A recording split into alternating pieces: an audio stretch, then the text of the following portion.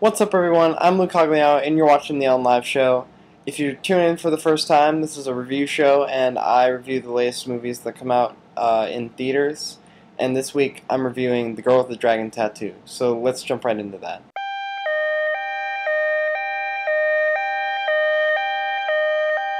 So in the beginning of this film, they have a James Bond-style opening title sequence with music in the background. And I was really surprised to see that in this. And I didn't think that would have been in this film, and I was really pleased to see that it was. This is a David Fincher film, and I love his movies, like The Social Network and Zodiac. He is just an amazing director, and he's definitely one of the best directors of our time. And he really just he really proves it with his cinematography in this film, because it's just so stunningly beautiful and just so smart. He's able to do this by just making it really easy for you to understand what's going on and allow your mind to kind of follow the path of events that's taking place, and just allow you to completely immerse yourself in the story. I had a problem though with some of the dialogue in the film. I thought it seemed a little choppy, and I had read a little of the first book, and I was definitely really excited to see this movie when it came out, and it's well worth the wait. But I think just having read some of the book and knowing some of the dialogue from that, and just watching what they did with it in this film, it made me kind of think that things should have been changed. And it's too bad that it seemed like they were kind of rushing through those dialogue scenes just so that they could get more into the mystery of things.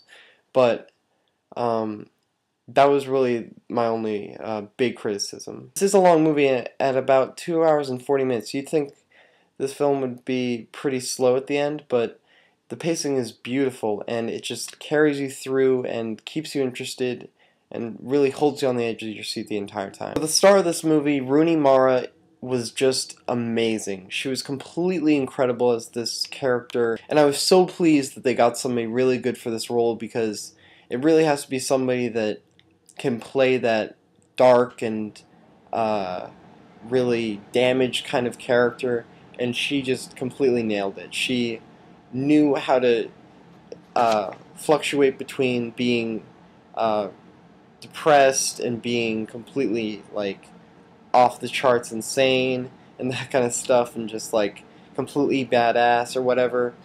And it was just really great to see her in every scene that she was in, because she just did an amazing job. And I think after this movie she's going to get some recognition and possibly some Oscar nods, because she completely deserves it. The rest of the cast is also really amazing. Daniel Craig is better than I've seen him in a while, and Christopher Plummer is as good as always, and just seeing the rest of the cast being so good in this movie was just a really great thing, because if you have some weak characters in a film like this, it can really ruin it, and I'm glad to see that they were able to make everybody really powerful and really strong.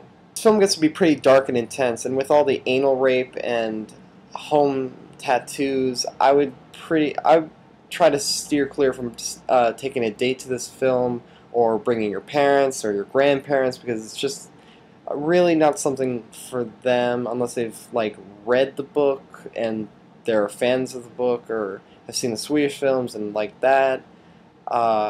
It's just not that kind of a film, honestly, and it's probably something you want to see on your own because it's so creepy. Now, at the end of this film, they kind of wrap up the whole murder case in a really unexpected way, and I definitely didn't see the whole conclusion coming. I was definitely surprised to see that Harriet was still alive, and that she was posing as one of the other cousins or whatever, and I was pleased with that.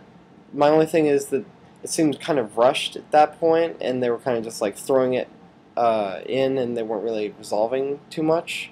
And then when they get to the whole like Warner Storm thing, and they're like setting him up and taking all of his money, that seemed a little rushed to me, and it was kind of bizarre because it felt like they hadn't talked about it enough earlier in the film to like completely switch gears and start focusing on that. I think that was a mistake, and they should have done a little bit of a better job to like balance both sides and just keep that even.